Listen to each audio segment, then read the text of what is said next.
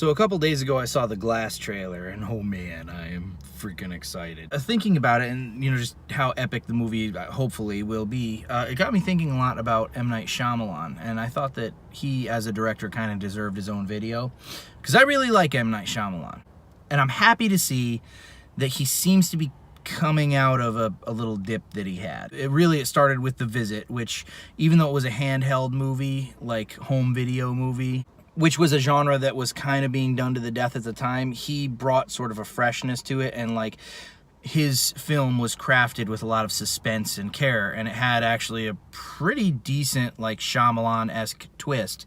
Although I might argue that the film was a lot darker than his earlier works.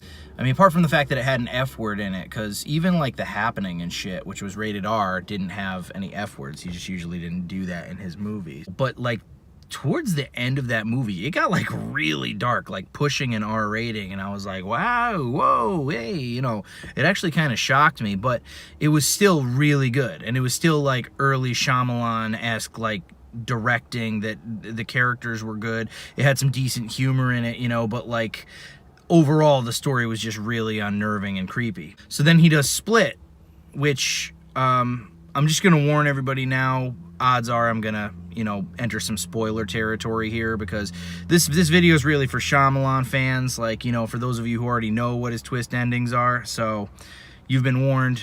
Split was a fucking fantastic movie. It was great, and the fact that James McAvoy, how he played all of these different characters with such fucking conviction, you know, and it was like, you know, I could easily see somebody going into like Goofy territory with something like that, but fucking nailed it every step of the way.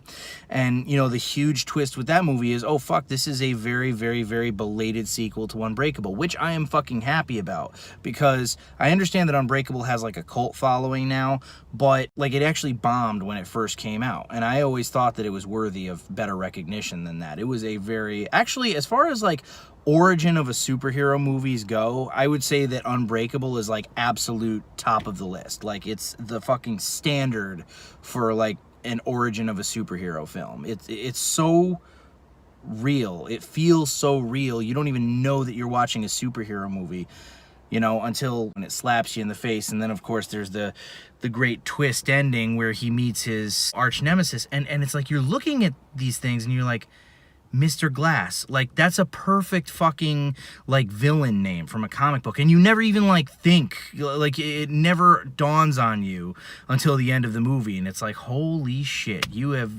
fucking outdone yourself. This recent like surge of good movies has followed some crappy ones, and I think that, I don't know if he bit off more than he could chew. I don't know if he had an ego and it got to him, or I don't know if there was just a lot of studio interference and they're like, hey, you're a good director, here's this piece of shit that we're handing you, do what you can with it. That's also a distinct possibility. But I will say that people have hated on M. Night Shyamalan films for way longer than I have. I mean, like, obviously Sixth Sense was fucking great.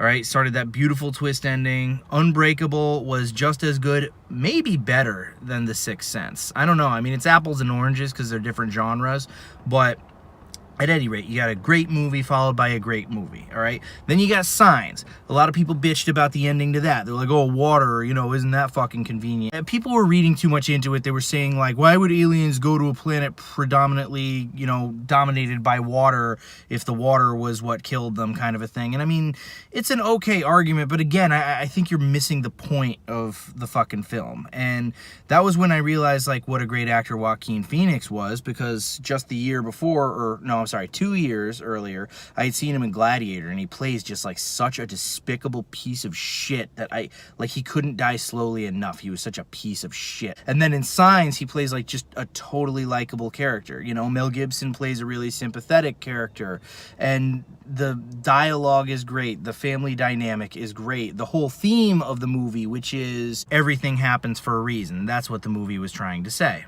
Whether you believe that or not, that was the theme of the movie. So I guess I can see how like that would be off-putting to certain people. I thought it was fucking great. The Village, I thought was great. At the end, it was a little exposition heavy. M. Night Shyamalan has like a cameo as a security guard who's basically explaining the whole fucking deal, like verbally, about how, you know, this is private land and they paid so much money, they even paid off the US government so as not to fly planes overhead and shit. Which again, it is kind of exposition heavy, but I at least like the fact that they acknowledge that, because that would have been one of the first questions I'd ask. And even the twist in that movie was great about how there weren't really any monsters. And, you know, again, the theme of that movie is sort of like you can't escape the darkness of human nature, or at least that's what I got from it, you know. But the problem with that movie is I don't think that there was a proper way to market it, because it was marketed as a monster movie. And it's like, oh, cool, M. Night Shyamalan, and he's doing a monster movie, awesome. And then, like, when people went and saw the ending, they were sort of like, oh, well, that was a fucking cop-out. There was no monsters at all. It's actually a really creative ending, but you can't give that away in the trailer. So the only way to market the movie is to market it as a monster movie. That was just shit luck. Lady in the Water, again, a movie that people love to shit on. Admittedly, first time I saw it, I was like, what the fuck was that? I was like, where was the fucking twist ending? And then I realized sort of like after the fact, I'm like, you know what? I went in with like a preconceived notion. I figured just because it was an M. Night Shyamalan film that there was going to be some sort of a twist ending. And so when I went back and watched it again, I tried to wrap my head around it, and I'm like, this is a weird movie. Like, I can understand why some people wouldn't like it. It is really weird. But again, it's got that like Shyamalan character development. He's a great character writer. Great character writer. And I was sort of like, okay, it's supposed to be like a dark bedtime story. It was really fucking weird. It might have been too weird for its own good, but again, I still liked it. So that's like, what, 5? Yeah, 5 Shyamalan movies that I saw in a row that I'm like, I have no beef with this guy. Then they did The Happening, which I couldn't wrap my head around, and I can't still to this day. It was kind of a shit movie, because Mark Wahlberg's acting was terrible. Zooey Deschanel's acting was terrible. Everybody's acting was terrible. And I'm like, what the these are good actors. What is going on here? My understanding is it was supposed to be like a fucking B movie, and so the acting was deliberately bad.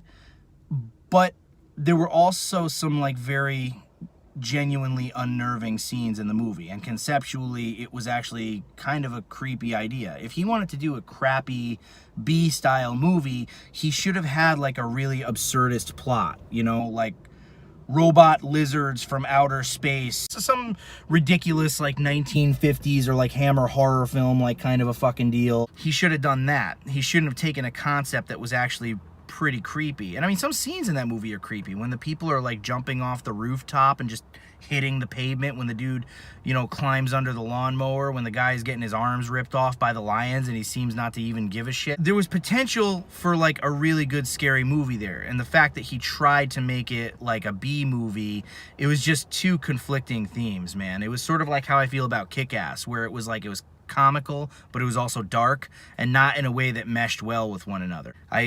I like pickles and I like ice cream. I don't like ice cream with my pickles, or pickles with my ice cream. You can't put certain things together, you know, or if you do, it involves a certain craft. Like, you have to nail it in just a particular way. So he failed at that. The Last Airbender, I'm not going to pretend to be like a monstrous fan of the cartoon. I have seen the cartoon beginning to end because I had a friend who was a really big fan of it. And it's a good cartoon. It's cool. And I could totally see like why fans were pissed off. You know, Sokka was, they changed names around. Sokka, Aang, for like no reason. The character of Aang, whoever the fuck, was like really dark and like serious, and in the cartoon he's got like a childlike, you know, sort of mentality about him. I mean, visually I would say it was pretty good. Like the Fire Tribe and everybody looked good, except for the fact that they whitewashed the shit out of the characters. There was a lot wrong with the movie. I think he tried, but I don't think he fully grasped like the cartoon. And you know, when you have something that already has a fan base, it's like you're gonna get fucking crucified if you fuck it up. That's just a reality. Then he did After Earth. I didn't see it, but I've heard pretty much across the board that it's a shit movie. Someday I will watch it. Given, you know, my track record for liking M. Night Shyamalan movies that nobody else likes, I will give it a fucking shot. He definitely took like a dip but it was a real like return to form when he did The Visit. And he brought it back a notch too. He was doing these big budget, big production things, and it's like The Village, it was like a return to his roots. It was like his brainchild, and you could tell when you watched it. So needless to say, Glass looks fucking amazing. I'm really happy that he's gonna finish his Unbreakable trilogy because he always wanted it to be a trilogy. Really happy that they're doing that, and I'm really happy to see that he's gotten back on the bike again, because I've always liked M. Night Shyamalan. But anyway, yeah, that's my video.